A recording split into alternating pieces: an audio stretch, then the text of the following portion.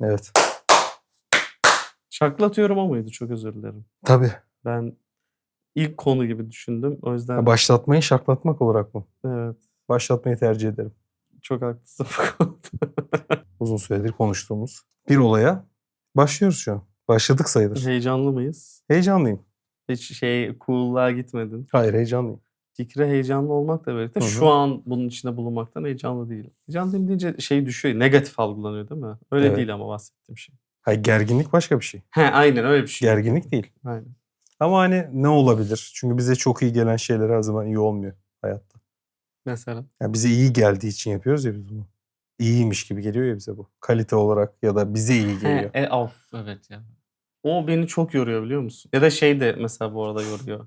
Birilerinin aptal olduğunu düşünmek. Hı hı. Senin daha zeki olduğunu düşünmek. Hı hı. Bana bu hani küçücük hayatında zekisin maksimum gibi bir his yaratıyor hemen.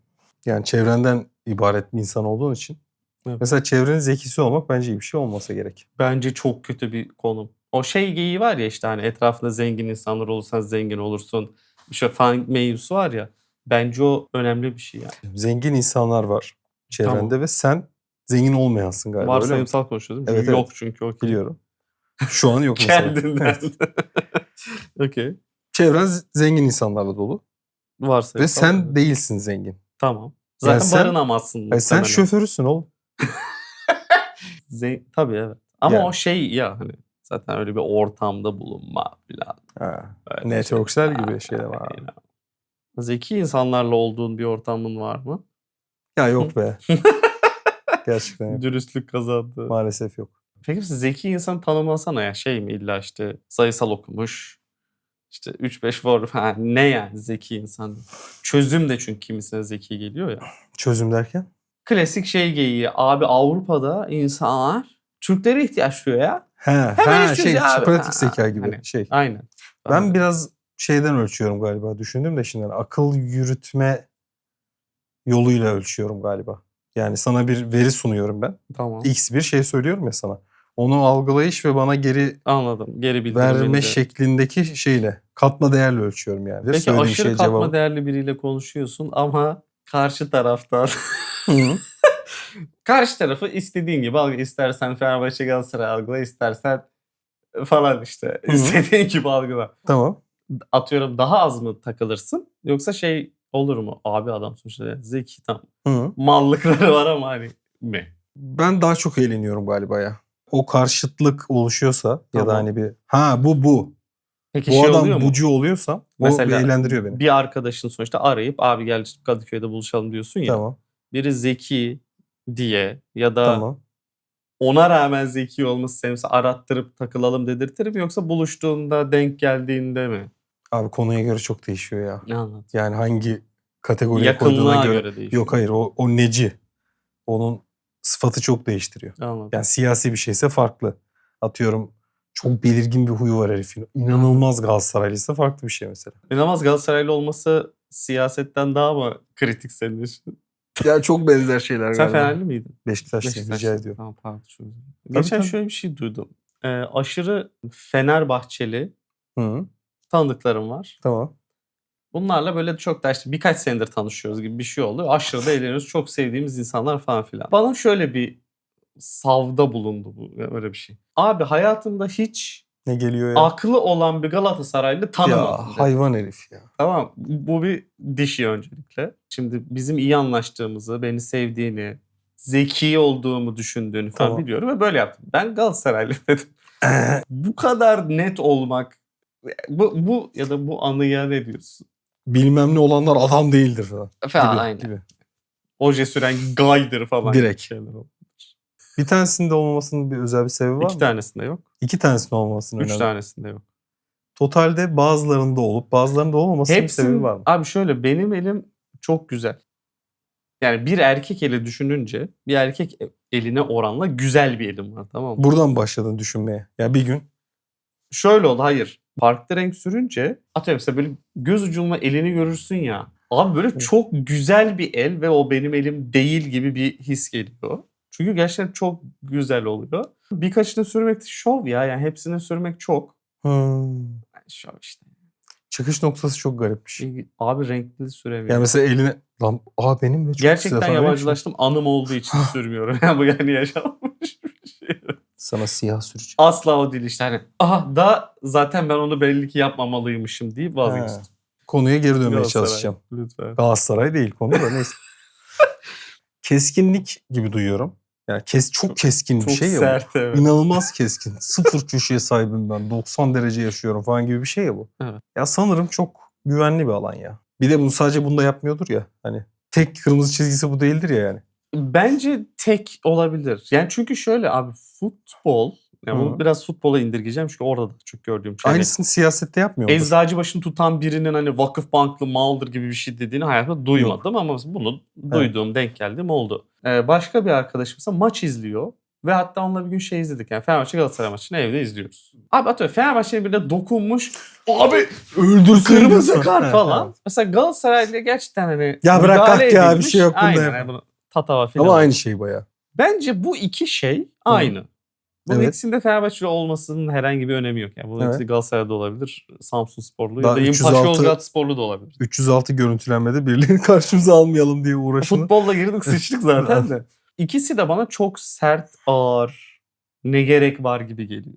Ya bu Ama bunu kadar- yine futbol özelinde mi söylüyorsun? Yoksa hani genel... Ben futbolda bunu yaşadım. Kimisi ne bileyim abi Faber-Castell'ci, Rotring'ci de yaşamıştır vardır. bilmiyorum yani. Yani o da demiyor mudur? Apple Rotring kullanan Android. şerefsizdir diyorsa Yok mesela ya, aynısını der misin? Ben mesela? Rotring'ciyim. Ben hatırlamıyorum. Faber ya. çok cool ama Rotring... Rotring cool'du be. Ya Faber daha Hayır, genel Faber- alanı işgal eden şeydi. Rotring Beşiktaş gibi bir şey değil mi? Rotring ama Bunu bir tanedir konuşabilir yani. miyiz Rotring seninle? Beşiktaş gibidir. Niye? Ama biraz Saplanır. futbola... Evet, Hayda. futbol hakimiyetin olmadığından Olması dolayı gerekiyor. bunu şey yapamayacağım. Faber daha böyle tasarım kalemleri olan Rotring. Yani mesela ikinci bir tasarımı yoktur Rotring'in. Bir de netlik. Netlik sen Net, aşırı netliği hoşuna severim. Bunu gider. netlik yani Rotring. İsmi de net Rotring. Evet. Yani- Evet sert mesela. Rotring'im ben. Yani gelemediğimiz konuya geri gelmeye çalışabilir miyim? Hadi senin artık yorumunu dinliyorum ve asla müdahale etmiyorum. Yo edebilirsin lütfen. Doğru. Ama hani nokta kullanalım. Tamam. Böyle. Ne gerek varsa evet. Bence bu keskinlik çok kolaylaştırıcı bir şey. Bir de bunu hayatının sadece Neyi böyle... kolaylaştırıyor? Abi düşünmüyorsun. He. Fenerler adam değil. Bitti abi. Milyonlarca insan bitti yani. Şimdi sen o Evet. milyonlarca insan hakkında işte yani başka etmenler de olabilir ya işte sarışınlar adam değildir. Sarışın kadından kadın denemez Anladım, ona falan okey. gibi bir de onu ürettiğini düşün Hiç her artık alana. mesela sarışınları düşünmüyorsun. Bitti mesela abi. insanda bir mutluluk mu? Ya Mesela mutluluk dopamin değil de yani ne? düşünmek de zor bir şey ya. Düşünmek zor bir şey. Hani- Bir şey düşündükçe başın ağrır bir kere. Yani Buna bir hele ki şekliyle alışırız. başın ağrır. Aynen. Evet, hani REM işgal ediyor sürekli. Yani REM'i boşaltmak isteyen adam Galatasaray mal iyi günler. bitti hadi. abi Tamam. Galatasaray 6 milyon insan bitti. Ama işte Sevdiğini de öyle seviyorsun ya. Adamın dibidir bu yapıyor mesela hani. Okey. Yo. Değil. İyi yani. Ne bileyim. Bu da biliyoruz. Şu her şeye şunu Herkeste bir Rotring var. her şey bunu yapma isteği o Keşke mesela. ilk bölümden Rotring sponsorluğu. Rotring'e yollasak şu kısmı. Yani Kaç paraya Rotring'i böyle falan yaparsın? ne kadar ona bağlı olarak İşte değişir. program sırasında ara falan elinde tutuyorsun. Böyle Peki şeye izin verir mi? çeviriyorsun. Arkasını kemirmeme izin verir mi mesela Rotring? Rotring ama hiçbir şey olmaz. Sağlamlığı gösterirsin olabilir. Yani bölüm sonunda bak 40 dakikadır kemiriyorum Ha, hiçbir hiçbir şey olmadı. şey olmadı. Ha, bu şekilde fikri de şu an verdik. İzleyerek kendileri tamamlayabilirler. Ama işte kaç paraya yaparsın onu diyorum. Kendi sponsorluğumuzu uyduralım mı? Gerçek bir Mesela? sponsor gelene kadar. Mesela. Çok Yani özür Mehmet İnşaat'ın katkılarıyla diyelim. Mehmet İnşaat. Yok. Mehmet İnşaat. Gördüğünüz gibi ne eksik ne fazla. Tam da beklediğiniz gibi. Hayallerinizdeki yaşamdan biraz farklı. Oturulabilir, yaşanabilir. Mehmet İnşaat.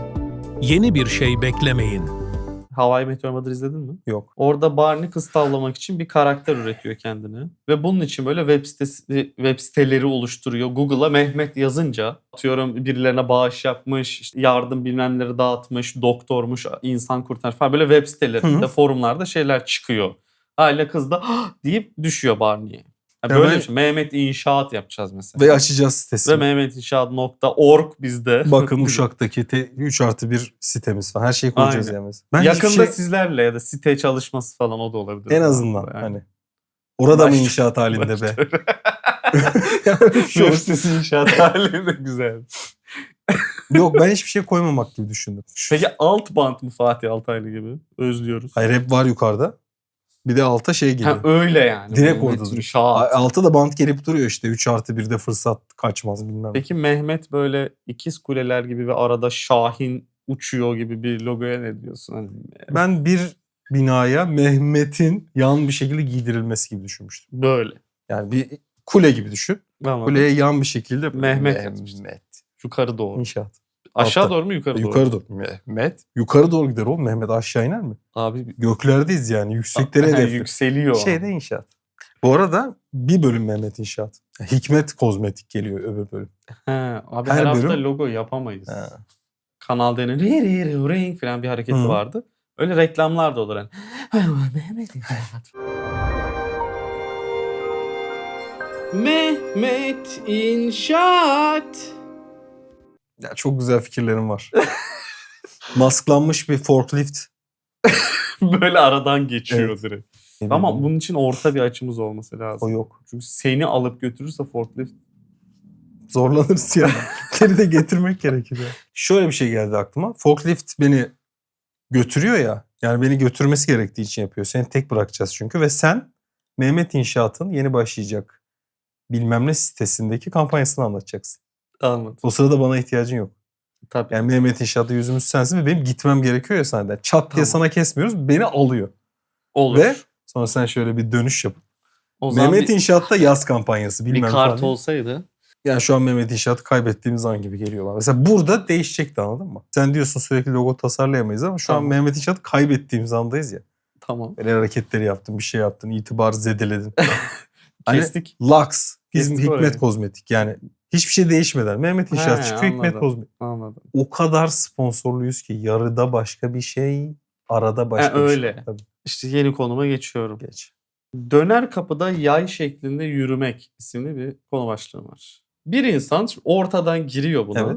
Şu şekilde yürüyüp Evet. çıkış Tekrar böyle yapıyor, bir şey. tamam mı? Bense şunu yapıyorum. Yürüyüp şurada bir süre bekleyip, Hı. çünkü o dönüyor ya, biraz Evet. beklemen gerekiyor. Düz yürümeye devam ediyorum. Oğlum zor bu. Asla değil. Yani aralık çok düşük, sen ete. Hiç Öyle bir şey mi yapıyorsun? Hayır, hiç öyle bir şey yapmıyorum. Yürüyorum. Kapı dönerken yürümeye devam ediyorum. Arada böyle atıyorum bir saniye falan durmam yetiyor. Yani en dipten girme var ya, anlamıyorum neden. Sen genişten almıyorsun. Alabileceğin en dar yerden aldığın zaman aslında yay çizmene gerek kalmıyor. İyi ve de düz dümdüz gidebiliyorum. gidebiliyorsun. Ha. Hani girip buradan dönüp geçmeyi anlamıyorum. Sen nasıl yapıyorsun ve bununla ilgili düşüncelerini merak ediyorum. İtiraf ediyorum, genişten alıyorum, evet.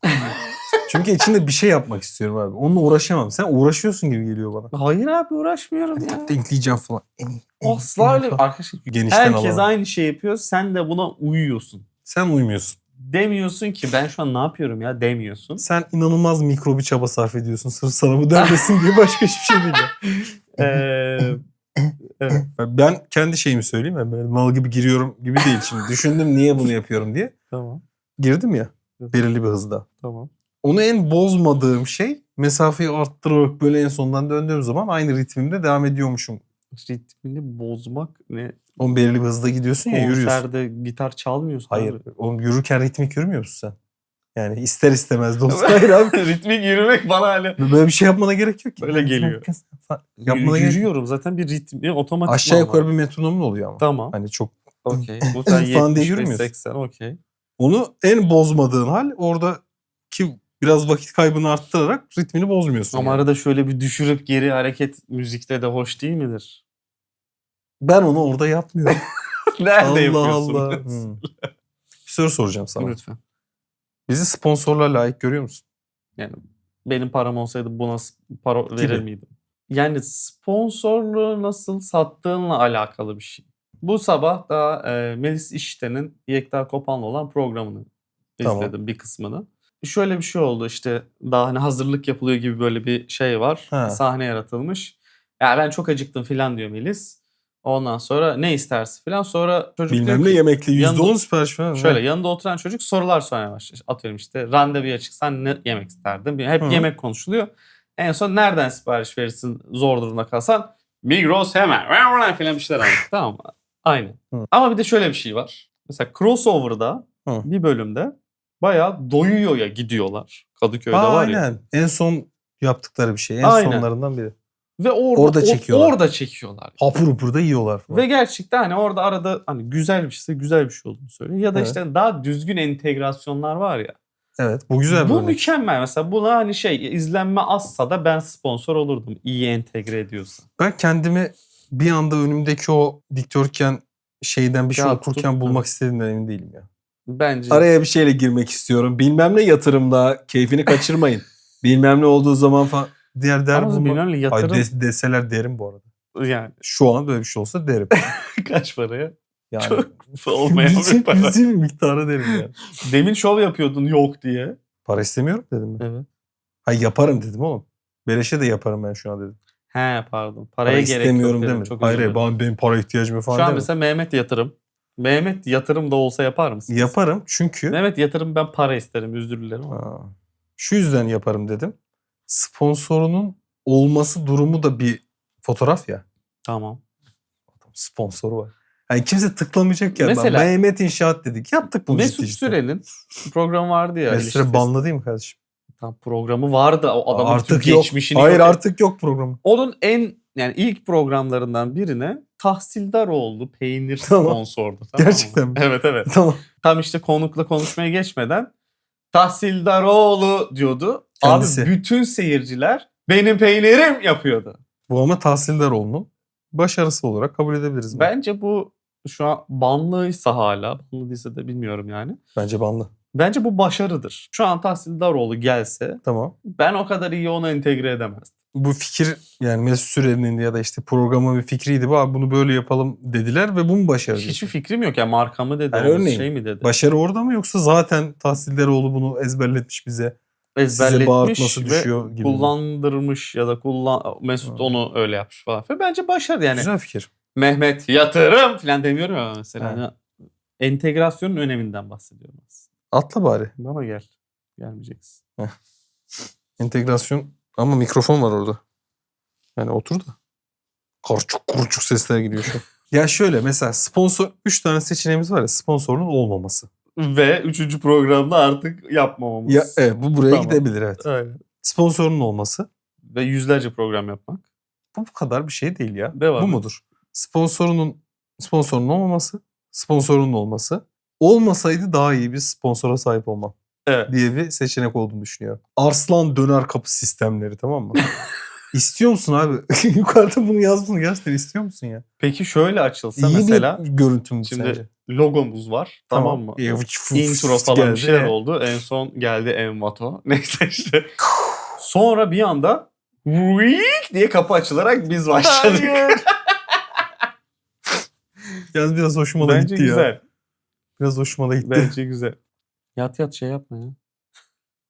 Bunu çekmemiz gerekiyor aslında da. Araya entegrasyon sokayım. Abi ne kadar entegre bir insansın ya. Arslan mamalarıyla Entegre etmekten cümlemi bitirtmedin. Arslan da Bu sence iyi bir fotoğraf mı abi? Kastım şu. Döner kapı. Ya abi döner kapı çok spesifik bir şey satıyorsun. ya sen spesifiklik rahatsız. Çok spesifiksin ve sen ünlü olacak bir sektörde iş yapmıyorsun Mesela yani. Sen... VD40 olsa olur mu? Olur. Niye? O da çok Severim. spesifik. Ama abi Hatta mesela insanın VD VD40'a ihtiyacı olur ya. Bunu bilmez mesela. 1000 yılda bir olur. Ama evde de var. Evde VD40 olur abi. O net. VD40 olmayan eve ev demem yani. Çok Sarı açık bezli. söylüyorum. Net. Olması gerekir yani. Şeye ne diyorsun? Hı. Atıyorum işte bir şey tüp ışık. Bilmem Tamam. ne 150'lik şu filan falan diye bir şeyin tutorial'ını, incelemesini izleyeceğim. Unboxing'i filan Tamam. neyse. Şimdi globalde var çılgın şey. Abi Türkiye'de Fujifilm, Godox filan. Tamam. Bunlar böyle şey ya markalar ya Hı. sonuçta. Bir sürü de marka var içinde ve incelemesini izliyorum. Abi bir stüdyoda hele ki ışık incelemesinde bu kadar kötü ışık yapmak, bu ürünü bu kadar kötü göstermek. Yani ben affedersin kıçı kırık evimin salonunda benim yaptığımın koca Fujifilm'e sahip bir stüdyodan daha iyi gözükmesi ve işin sonuçta bu hani filmmaking ya bu Hı hı. kategori. Ve sen de ekipmansa ekipman yani. Evet. Nasıl daha kötü gözükebiliyor onu anlamıyorum. Çok yakın zamanda hayatta bunun bir karşılığını yaşadım. Sevgili kardeşim Marmara Üniversitesi'nden mezun oldu. Ve ben Heyleri akıttım ben. ve iletişim fakültesi. Tamam mı? Bunlar önemli. Tamam. Mezuniyetine gittik. Kaydeden Jimmy Jeep'in aksı eğik. Yani abi kürsü şöyle. Hani görüntü böyle. Ve ekrana verdiği görüntü bant. Merkez o görüntüyü izliyor. Herkes böyle mi izliyor? Dekan böyle konuşuyor. İşte Lanet dekan olsun. diyor ki Marmara diyor böyledir şöyledir. Ve Marmara bu. Tabii hani şeyi koparmayın bizimle yani. Marmara ki dünyanın en falan konuşuyor. Böyle Ama konuşuyor böyle ama. konuşuyor. Abi değil. Peki Ekranda mesela- görüyorum. Bunu yapar mıydın? Şimdi böyle konuşuyorsun ya. Normalde sen böylesin. Evet. Bunu mesela kamerada bir yerde gördün Evet. ekranda. Hani o insanlar düzgün görsün diye Ters. Ama işte kürsü var abi. Bir de iletişim andı diye bir şey içtiler. And içilir çünkü biliyorsun değil mi? Ben gerçekten iletişim andı içtiler deyince onu... Tabii şey bitince dekan kokteyl kurdu Ama orada. biliyorsun ben kokteyl falan ilgilendiğim Hemen konu olduğu için aklım aklıma oraya gitti. gitti diyorsun. Evet. İletişim andı. Ant içilir. Benim yapabileceğim Evet, bir şey yok evet. bunda. Ant okunmaz Ant, mesela. Söylem, evet tabii. İçilen bir şey abi ant. Ant çığırılabilir. İçerken çığırabilirsin ama Evet. mutlaka içmen gerekiyor. %100 Antı böyle bir şey. katılıyorum. İletişim andı diye bir şey varmış. Hani işte Hipokrat yemini var ya. Okey. Onu anladık okey. İşte İletişimcilerin özenmiş Bayağı. versiyonu. okey. yani işte basın özgürlüğüne işte sağduyulu olacağım. Armağan olsun deyip falan onlar da filan. aynısını mı söylüyor? Öyle mi peki? Hani Ant alverli mi? Tabii şey okuyor. Dekan okuyor. Bunlar tekrar ediyor gibi Tamam. bir şey. Alverli'den kastım da oydu evet. Sing with me gibi değil. Yani söylüyor. En son drop the mic. Ya öyle değil. Söylüyor. İşte O da onu bütün söylüyor, mezunlar o da onu söylüyor. dizilmiş. Dekana doğru bakıyorlar. Okey. Alverli. Evet. Ya işte Tamam. işte sağduyulu olacağıma, toplumsal görevimi yerine getireceğime, Ve asla bunu yapmayacak.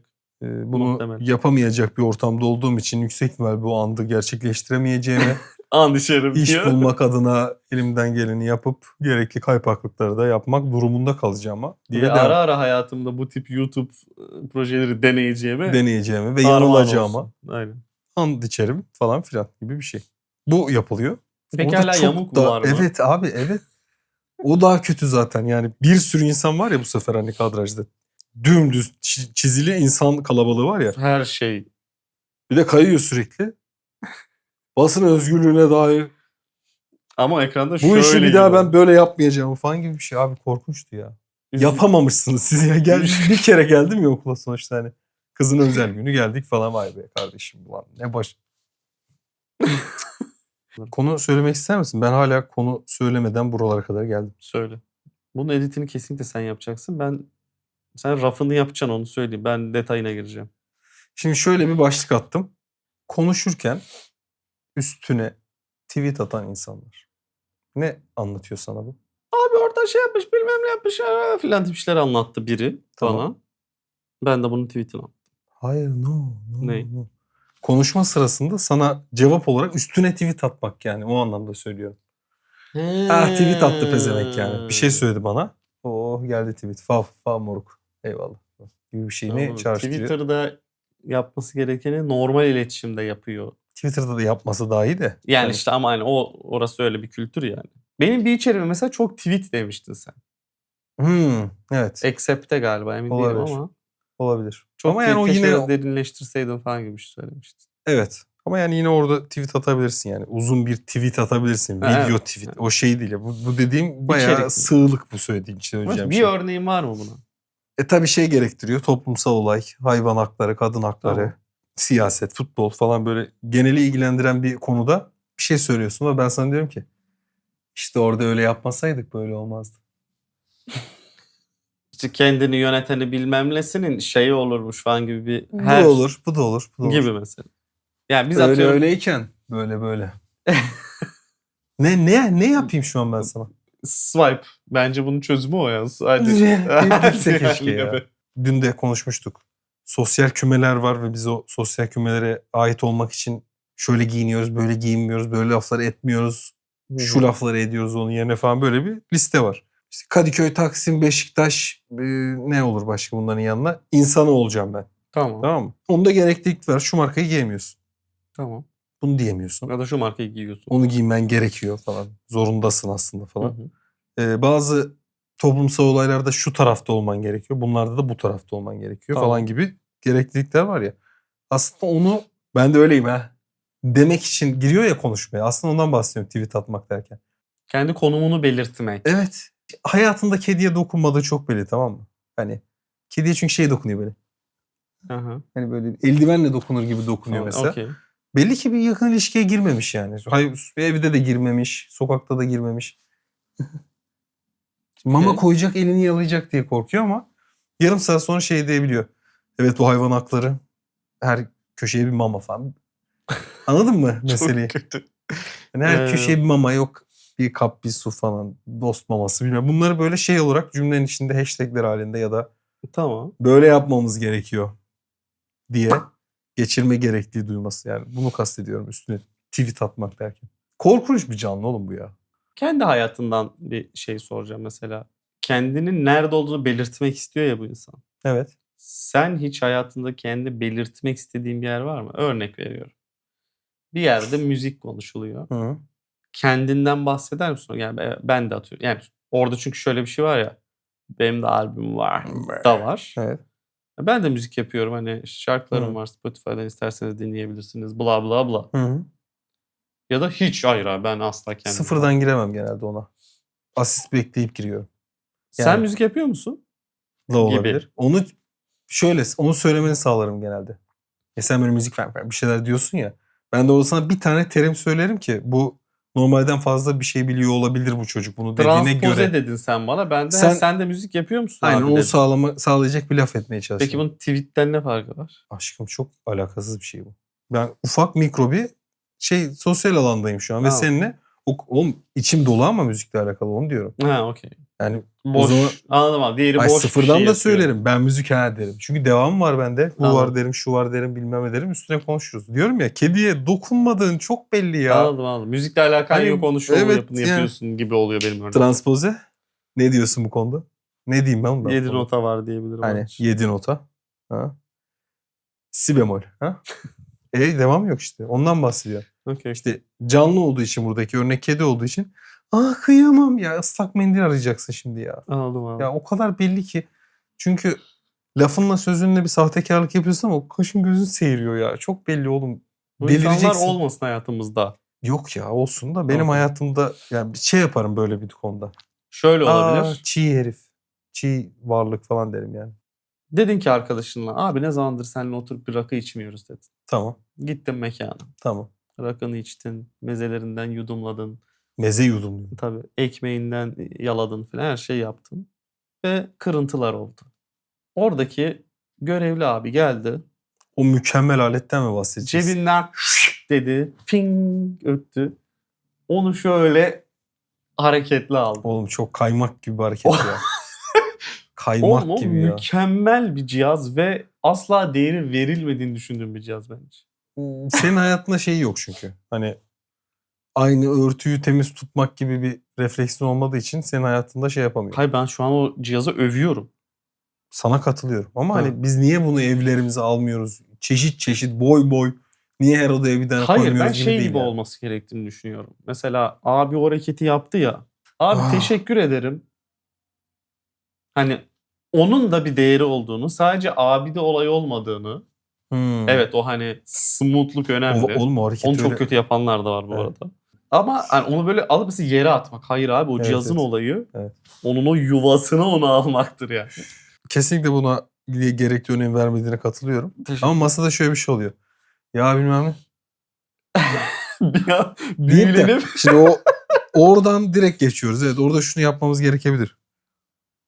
Abi ellerine sağlık ya. Evet. Ellerine sağlık demeliyiz buna metal mesela. parçana sağlık mesela belki de. Eline de sağlık oğlum. Adam o buzda oynanan garip oyuna ne deniyordu? Rugby miydi o? Peki Altını kazıyorlar sürekli ilerlesin diye. Ne o? curling. Curling Curling yani. diyorsun. Rugby değil ya. Peki şuna ne diyorsun? Mesela ileride sonuçta artık bir gerçek yani. 10 yıl 20 yıl sonra biz vücudumuzda biyonik parçalarla, biyonik değil mi o hani? Olur. Elektronik bir şey parçalarla yaşayacağız. Atıyorum Evet. kolun yok, kol taktıracağım Hı hı. ve o hani Winter Soldier gibi dolaşacağım. Parmak böyle açılıyor ve oradan o çıkıyor ve Mesela bunu taktırır mıydın Şey kendine? 5'ine de DLC Başka bir paketi şey, gibi aynen. bir şey satın alıyoruz değil mi? Evet, Oğlum şey onu gibi. eple satarlar ya. İsviçre çakısı gibi 10 tane şey takabiliyorsun. Bu böyle parmak açılıyor. Evet, şu an içine çok giriyor, rahatsız çıkıyor. oldum ya. Niye? Onun şeyini buraya bunu mu onun hepsini ayrı ayrı satarlar ve şey olur ya. App'ten alırız onu Ayrı ya. satıyorlar zaten. Ben burada Taktırsın daha işte. rahatsız oldum ben bu işten ya. Peki hangi parmağına takarsın o parçayı? Şuraya taktıramıyor muyum? He, buradan açılıyor zıt diye, Ah diye şöyle çıkıyor. alıyorsun. Şöyle. Sanki hani masayı elinle süpürür. Yani, yani şuradan bir parça çıkarıp buraya çıkaracak onu, anladın mı? Ben He, böyle anladım. Yuvasına dağılıyor. Tabii tabii. Ne bir daha? Falan. Bu da kendi müziği. Ha, senin suratını yerim. Öyle olurdu. Ben parmağımı harcamazdım onu. Onu düşün, 1000 tane şey var. Neler neler taktırabilirsin Ne parmağına. taktırırdın? Bilemedim ha. Böyle şey geldi aklıma ya. Ya uçarız abi, ben komple bir şey taktırım. El gitsin, tamam mı? El Tamam. gitti. Ne taktıracaksın oğlum, işte onu soruyorum. Böyle 2 tane El daha ne? pervane taktırıp uçarak gitmek istiyorum. Böyle. Anladım. Böyle gideceğim. Diye gitmek isterim. Tek Yani. tek boş ver, ne öyle. Tornavida taktırırım, ne? Bir de onu otomatik taktırmamış. Uğraşıyor böyle. Falan diye. Komple. O çıksın. Bir şey Roket olsun. de olabilir Anladım. ya. Böyle arkaya doğru duruyor. O diye havalı gideyim. bak. Bu havalı değil Ferman. Çok kötü bir de. Kesinlikle çok kötü. Ben gidiyorum diye gidiyorsun. İnmesi dert. Yani Superman gibi şu da olsa O da olur değil, ama ikili çok bu kötü. yani, evet. Şu ana kadar neredeyse hiç küfür etmedik ve ben bunu kırmak istiyorum. Çünkü vaadimiz böyle olmamalı. Ben ederim. Sana bir cümle vereceğiz ve onunla idare edeceksin. Direkt onunla hayatını Vereceğim mi, süreceksin. seçmeli miyim? Seçeceksin. Ama bir cümle veriyoruz sana ve yani öyle bir cümle seçmen lazım ki falanla idare edersin de abi, cümle olarak senin ihtiyacının %80-85'ini karşılayacak, hayatı idame ettirebileceğin bir cümlen var. Jest, mimikte falan bir şeyler yaparsın. Şimdi ben bundan sonra hayatım boyunca tek bir cümle söyleyebileceğim değil mi bu? Evet. Tamam. Ben şunu seçerdim. Bakarız.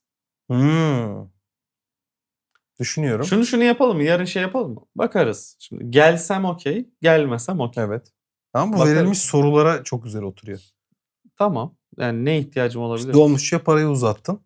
Kolay gelsin diyemiyorsun artık. Dolmuşça zaten para uzatıyorsam rahat. En yükseğini alsın. Zaten 5 lira değişiyor. En Ha. yükseklerini düşük. Hayır, kolay gelsin diyemeyeceğim. Bakarız diyeceksin adamı durduk yere şimdi. Hiçbir şey demeyeceğim. Demeyeceğim. Ama çok sessizleştin oğlum hayatta. Evet, sen ne dersin? Ne cümle? O kadar s**imde değil ki. Cümlen bu mu? Ama bu çok negatif oğlum. Yani şöyle mi? Sen şöyle parayı verdin. Bostancı mı abi dedi. O O kadar s**imde değil ki. Olur abi. Olur yani. Hakikaten o da umurumda değil bu arada. Ama ya şu da olur o ineceğim bir zaman. yerde falan derim. Yani ben şöyle düşün mesela, bakarız değil. Evet. Demeyeceğim Verdim. bir şey. Demeyeceğim bir şey. Bostancı mı abi? Bakarız. Bu da okey O kadar mesela. s**imde değil ki Bostancı olup olmadığı. Üzgünüm. Peki gittin mesela, dedi ki sana ev arkadaşın. Hı. 3 tane kola al, 2 tane ekmek dedi. Çok kötü bir Kola, 2 alışveriş, ekmek. tamam mı? Böyle Geç. tanıdıklarım var ama. Bunu okey, çok üzüldüm senin adına. Ve git al. Hı. Sonuçta Tamam, bir şey demek zorunda değilim ki. ama işte bu da seni Şöyle sessizleştirmiyor mu? Ya falan derim. Okey. mesela Normalde ona- tamam diyeceğim. Şunu ya. mu diyeceğim? O kadar s**kimde değil ki mi diyeceğim size bu siparişe? Demeyeceğim. Şöyle falan yaparım. Falan yaparım. Jestle mimikle çözerim ama Ne oldu? şöyle bir şey de diyebilir ya. İstiyorsan 3 ekmek al. Yetmez gibi geliyorsa sana ekmek. O kadar değil ki 3 veya 2 olması. Senle birbirimize Güzel.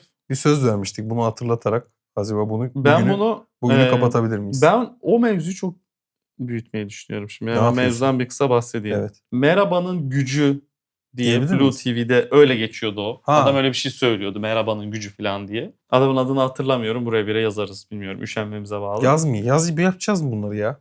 İşte üşenmemize bağlı. Hı. Yani stilimiz, cool'luğumuz falan. Ha. Random bir anda, random bir yerde birine merhaba deyip sohbet etmenin ne güzel anılar yaşattığı ile ilgili bir şeyler konuşuyorduk. Ve merhabadan bir adım ötesi gibi bir şey söyledik. Bir fazlası. Bir fazlası dedik. Sonra ben onu eve giderken biraz dedim ki ya abi bu gerçekten bir topluluk olabilir. İnsanlara gerçekten bunu bir kavram olarak, hayat modeli olarak satabiliriz. Bunu para kazanmak amaçlı söylemiyorum yani. İnsanları Takipçi gerçekten... sayım kadar çöp topluyorum'a doğru gidiyor muyuz acaba? Hayır, öyle bir şey değil. Olabilir dedim ve hani globalleşse bunun adı ne olabilir diye düşündüm. A step beyond hello. Oğlum bu keriz silkeleme. Çok tokat bir şey bu ya. Yani Bu bir acayip- yandan Bak zeytinyağı mesela satıyor olabilirsiniz web Abi çok sitesine kötü. destek için. Ya mesela beni kaybettin ama beni kaybetmek ticari olarak çok kötü bir şey değil. Yani, Hayır şöyle düşün. Yani A Step Beyond Hello zaten bizim söylediğimizin İngilizcesi ya Tamam. temelde. O yüzden Tamam. bir farklılık yok. Ama yani aynı şeyin başka dilcesi başka tınlıyor ya. Bu direkt tokat ya. Bu silkeleme kokuyor oğlum. Ay Olabilir. rezillik. Bu tam Ee, böyle hiç konuyla alakası olmayan insanların. Ama zaten bunu topluluğa çevirmek istiyorsan konuyla alakası olmayan insanlar da bunun için olacak ya. Tamam neyse Onu yapmaya fikrini söyle. çalışan şu an. Ne yapacağız biz bununla? Bunu ben büyütmeyi düşündüm. Yani gerçekten evet bunu aramızda başlatabiliriz. Bunu yapalım bu arada. Yani yan Evet. komşu hay demeden globale gitme biraz fazla. Şöyle yapacağımız şeyi söylüyorum. Hı. Haftada bir kere en az bir kere Evet. git herhangi bir ortamda herhangi bir şekilde hani atıyorum Starbucks'ta oturdun o da sponsor. Çalışacaksın ve masada biri oturuyor dedin ki merhaba dedin oturdun. Bu değil. Bu yetmez. Bu yetmez. Bunu yapıyoruz abi kolay gelsin hayırlı işler. Merhaba Sayılmaz mı? nasılsın? Merhaba kitabın adı ne? Merhabadan bir daha Merhabadan fazlası. bir fazlası evet. Yani merhaba burada kolay gelsin hayırlı işler, iyi günler, iyi akşamlar. Herhangi bir şey olur. Ama bir Hepsi fazlası. olabilir. Bir fazlası. Sohbet ettirecek. Bunu yapmalıyız dedik. Bunu niye dedik? Evet yapmalıyız dedik. Yapalım ama hep birlikte yapalım. Çok Bunu hep daha iyi. birlikte yapalım. Hep takipçi sayımız Çünkü kadar mesela bir yere merhaba diyoruz. oturuyorsun. Biri otururken sana dedi ki merhaba nasılsın kitap ne bilgisayarın Ne şuymuş güzelmiş. He. dedi. Ha. Bir baktın takip ediyor seni anladın mı? Ne hoş bir his. Takipçin. Şey diyor bir merhabadan mısınız? Falan. Rozetli geziyorlar. Peki kanalın adı merhaba. Merhaba diyor. Çok Bu net deli değil gibi mi? olduk. Aslında şöyle bir yerden çıktık. Dedik ki bu dedik toplum dedik. Birbirine temas etmeyen yapayalnız Kahretsin. rolcü tamam mı? Sahtekar insanlarla dolu dedik ya. Çöp. Dedik hatta böyle bilmem nerede oturuyorsun. Kulağında kulaklık. Atıyorum bir eril olarak Evet. bir dişiye gidip merhaba desen yanlış bile algılanan bir noktadayız artık. Yani Artık oralar başka seviyeler biriyle ama. sohbet edemiyoruz öyle Edemiyoruz. bir noktadayız. Ama dedik mesela buna açık da durmuyoruz hiçbirimiz. Evet. Mesela ben sana şöyle bir soru sordum. Sen dedim bu kafelerde çalışmayı seven bir insansın. Ama dedim nasıl bir fotoğraf veriyorsun? Kulaklığım var. Bir Hiç şeyler. asla merhabaya böyle Hani biri yet diyecek gibi bir tribim var. diyecekmişsin gibi duruyorsun. Ama dedim sana ben dedim gelsem. Ya pardon nereden aldınız ya kulaklığınız çok güzelmiş desem Teşekkür ederim. boncuk gibi değil misin Barış? Mükemmel. Hi-Fi Life'a gittim. Neyse evet. Derdin falan derdin filan derdin. Aşırı tatlı, mutlu anlatan. Aa derdin, o derdik falan filan o insanla bir ahbaplık yani. Sonrasında gider başka bir şey. Evet abi. O an olabilir. bir diyalog kurulmaz mıydı? Mükemmel. Ama sen mesela öyle gözükmüyorsun dışarıdan. Ya çoğumuz böyle değil miyiz Peki ya? bunun için mesela kulaklığımı, şapkamı taktım, çalışıyorum. Da durma böyle de durma ya. Bu da korkutucu oğlum böyle olmaz. Ne bu lan falan. Ne olursa olsun vazgeçmeden merhabadan bir fazlasını yapacağız o zaman. Merhabadan Bunun bir çözümü fazla. bu. Peki bu senin aklında mı dünden O itibaren? aklımda tabii canım. Ben sürekli öyle bakıyorum. Avımı kestiremedim. Hatta yarın muhtemelen gidip bir kafede çalışacağım ve Hı hı. gittiğimde onu yapmayı düşünüyorum. Peki kafeye mi entegre ettin bunu yoksa? Yo yani orada hani ben çok insan içine çıkmıyorum. Çıktığımda da kafeye falan o gittiğim yüzden. için o yüzden. Yolda daha mümkün ya. Yolda yürürken birini durdurmak ama çok sert. Aa doğru. Yani şöyle atıyorum bankta oturuyor biri. Sen de oturayım soluklanayım dedin ve o olabilir. O zaten Ya da atıyorum çok ekstrem bir şey olması lazım. Örnek veriyorum böyle kanatları olan bir kostüm giymiş adam. Ama normal hayatında yani eşofman ve o ama kanatlı bir davet üstü çıkarıyor. var. Davet ediyor seni bir şey söylemeye aslında. Ben de aynen hemen şey Evet. yapıyoruz. Haliyle davet de çıkarmalı mıyız mesela? Ya. Bilgisayarı açtın. Hı. İlla kafedesin bu arada o net. Tamam. Ve böyle yapan bir resmin varmış kapakta. Sticker. Ha, troll Haliyle insana- bir şeyle Falan yumuşatma. deyip illaki şey yaptın. Ya da hani yaptın gelin merhaba deyin diye bir sticker mesela. Hı. Open to merhaba. Ha. Hani LinkedIn. Bu da bir dakika. Bu bizim şeyimiz bu arada. Kuracağımız cemiyetin Open to merhaba. beci. Olur. Orana mı koyarsın? Şeyine bilgisayarına mı koyarsın? Bana uyar. Bunu yapmalıyız ya. Her haftada, her buluşmamızda da bu konudaki gelişmeleri. Ben bankta oturuyordum. Bir tane abi vardı yanımda. Vay abi façan yansın. Ne bileyim. Böyle bir şey. Merhaba ve bunu dedin. Tamam. Merhaba ve bu değil mi? Tabii Direkt merhaba. giremez mi? Merhaba lazım abi. Merhaba. Oo dedim ve bilmem ne oldu. Bu şey olmasına da gerek yok. Burada da bitebilir. Bir tane abiye dedim ya bir espri yaptığım günü güzel işte bir adamın. Aynen. Peki şuna ne diyorsun? Kadar. Bunları Ak- paylaşalım. Aklıma bir fikir geldi. opentomerhaba.com neyse. Tamam. App'i de var bunun. Hepsiz olur mu? Tamam. Hepsiz olur mu? Tüm bu hikayeleri anlattığım bir forum gibi. Aylık sadece $1.99. Neye veriyoruz bunu? Sonuçta bu gizli Bir- bir komünite yani. Ha. Öyle boru Kalkınma gerekiyor doğru. değil. Aynen öyle. Sen oraya paylaşıyorsun. İnsanlar ben o amcayla ben de merhabalaştım falan belki olabilir. O çok Orada kısa hani- sürede başka bir şeye hakkında Merhaba umutsuz- hanım falan öyle bir şey. Ülke hakkında umutsuz olmanın Şu Nilüfer Şeyi Belediyesi'ne geldi. yazan adam gibi bir yere mi geldi? O Peki banka kimse giderler yazamazsın. falan. Nasıl? Sadece hani okuyalım, beğenelim. yani yorumlaşma gibi oradan böyle Yorum bir yok. interaksiyon olmasın diyorsun. Beğeni ve s**tir git butonu var. İnanmayan da ona basıyor. Yak canım gibi bir buton var. Aynen. Hadi lan oradan falan gibi. Beğenen de Sadece arkandayım. şey mi paylaşılabiliyor? aynen ben Bugünkü hikayemi merhaba paylaş- hanım Şey gibi falan gibi. neydi o? İtiraf.com gibi. Hı. Hiç de girmedim öyle bir sitenin sadece domainini biliyorum ama Şey, onu bilmem ne üniversitesi itiraf falan. Öyle bir şey. galiba öyle bir şeydir o. App tabii ki app. Tamam. Ve web sitesi insana paylaşacak. Sadece paylaşım. $1.99. Bunu yapalım ya. Ben Bunu yaparım yapalım. bunu. Bunu yapalım. Hatta bunun böyle çok çiğ belgesellerini çekebiliriz. İşte Berna Yılmaz 29 yazılımcı Berna falan. Yılmaz diye tanıdığım var galiba. Evet. Gerçekten mi?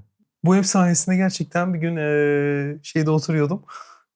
Ahmet'le tanıştım. Ahmet. Kocası olmuş falan anladın mı? Böyle bu tarz Okey. bir Olur. belgesel de olabilir bu. Olur. Ben sana bir şey söyleyeyim mi? Bu topluma çok iyi gelir Barış. Gerçekten iyi. Biz burada bak dalga geçiyoruz ama Ben dalga geçmiyorum bu arada. bir yandan goy goyundayız. Bir Tabii işin app şeyindeyiz fikri yani. taşaktan başladı. Evet biraz goy goyundayız bu meselenin ama Ama bunun hakikaten olduğu bir gerçekten evren. önemli bir şey Ya ya. daha güzel bir dünya bu. evet. Gerçekten.